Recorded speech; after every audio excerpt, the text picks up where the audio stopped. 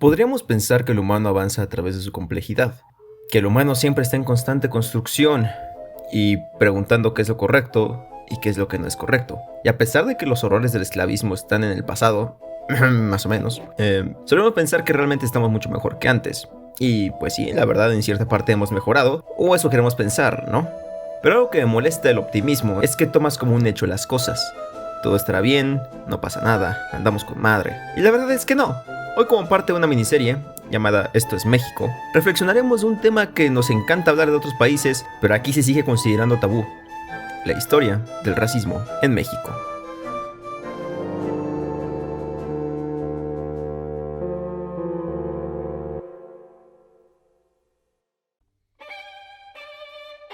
Durante la conquista española de 1521 trajo cambios a la civilización prehispánica en México, no solo sociales y políticos, sino religiosos, en los cuales los indígenas fueron forzados a convertirse en católicos por varios monjes de España. Y esto es importante porque después, durante el siglo XIX, gracias a una conveniente interpretación del buen libro, el otro, en las que a partir de algunas elaboraciones del diluvio universal y los hijos de Noé. Según esta interpretación, la Biblia indica que hay tres razas basadas en los hijos de Noé: Sam, Cam y Jafet. Sem. Sem. De Sem descenderían los hijos árabes, de Cam los negros y de Jafet los blancos. En esta visión bíblica se menciona la maldición de Canaán, que es el hijo de Cam, y Noé lo condena y cito: maldito sea Canaán, será el esclavo más bajo de sus dos hermanos. Qué padre, oiga. Entonces, durante la época en México colonial, se respetó principalmente el sistema de castas español, que se le considera el principal antecedente del racismo en México, dado que simplemente muestra una pirámide de poderes que cambia conforme sea tu color de piel, tu origen de nacimiento, y de hecho era un sistema de castas bastante complejo, que empieza con 3 puntos representando a los españoles, indígenas y afroamericanos. Con este sistema se sostuvo el México colonial. Después llegó el Porfiriato, que para quienes no sean de México, básicamente fue una época en la que un hombre llamado Porfirio Díaz se mantuvo en el poder desde 1876 hasta 1911. Este periodo se caracteriza por la política de orden y progreso. Pero vale la pena preguntarse, ¿orden y progreso para quiénes? ¿Y para cuántos? Sí, claro, cuando Porfirio llegó al poder, México sintió un gran aceleramiento económico, una increíble modernización, implementación de electricidad y teléfono. O sea, en el resto del mundo también se llamó Revolución Industrial, pero también hubo la creación de vías férreas, inversión extranjera y el perdón de potencias internacionales. Esto se oye bien, ¿no? Hasta que te das cuenta que todo este progreso fue a costa de la indiscriminada explotación de los indígenas. Verás que en esta época las haciendas estaban en auge. Esos lugares que hoy en día se usan para hacer fiestas y celebraciones fueron testigos de la esclavitud que sufrían esas personas. Además, para saciar sus necesidades básicas, tenían que comprar todo en las llamadas tiendas de raya, lugares en los que no se usaba dinero, porque a los indígenas no se les daba vales para pagar sus necesidades, y cuando no podían pagarlas tenían que endeudarse. Una deuda con interés altísimo, que si no se pagaba, sería pasada a la siguiente generación, y si en esa no se pagaba, pues a la siguiente hasta que se pague. Los hacendados eran generalmente blancos, acaudalados o extranjeros que, gracias a la política implementada por Porfirio, tenían la libertad de hacer prácticamente lo que quisieran con ellos. Por este abuso, a lo largo del país aparecieron varias huelgas en las que se destaca la de Río Blanco y la de Cananea. Después apareció la Guerra de las Castas, en la cual indígenas mayas se rebelaron contra la población blanca de la zona de Yucatán. En el norte, el pueblo yaqui de Sonora se rebeló contra el gobierno porque convenientemente el gobierno no reconocía sus tierras de estos indígenas, porque las consideraban improductivas. ¿Y sabes cómo terminaron todos estos sucesos? Pues te contesta nuestro personaje principal: mátalos en caliente.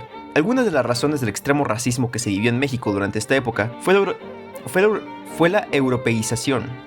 Sí, así como se escucha, la europeización de la cultura mexicana, sobre todo el afrancesamiento de la Ciudad de México. Un ejemplo claro es el Palacio de Bellas Artes. No sé si estás viendo un patrón aquí. Después de la independencia de México en 1821 y tras la promulgación de la Constitución de 1824, los humanos en México dejaron de ser determinados por la raza. Imagínate, eso fue hace 200 años.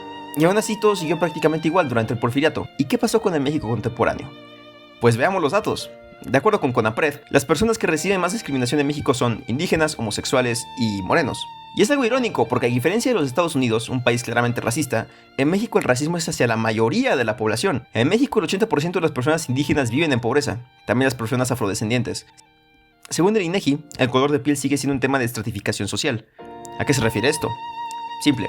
Mientras sea más claro tu color de piel, más oportunidades de conseguir empleos, mejor remunerados y puestos directivos. Esta es la razón del título del video.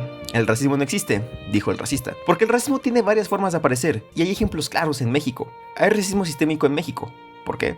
Porque el 80% de los indígenas viven en pobreza. Hay racismo institucional. ¿Por qué? En varias encuestas realizadas a personas indígenas, se ha deducido que no reciben de manera adecuada los servicios de salud básicos. Además de que apenas hasta el 2020 el gobierno mexicano no reconoció y censó a los afromexicanos.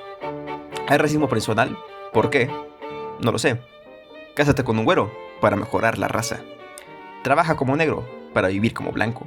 No tiene la culpa el indio, sino el que lo hace compadre. Ay, el niño es morenito, pero está bonito. En México es más fácil hablar de fútbol, política y religión que de estos temas que de verdad nos afectan a todos. ¿Cómo va a crecer una sociedad polarizada por cualquier estúpida razón? Por eso quiero dar comienzo a esta pequeña serie. Esto es México. Porque últimamente he visto una situación de optimismo tóxico, en el que simplemente se dice, ay, todo estará bien, todo mejorará, pero la realidad es que no. Nada me molesta más que ignorar de manera consciente esos problemas, y si te ofende esto último, porque te sentiste identificado, déjame decirte que eres parte del problema. Así que espero verlos pronto, con la siguiente parte de esta serie. La dejo a tu imaginación, y ten un buen día.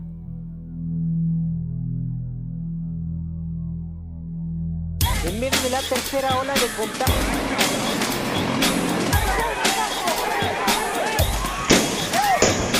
De Uruapan. Hasta el momento este es el Senado de la República.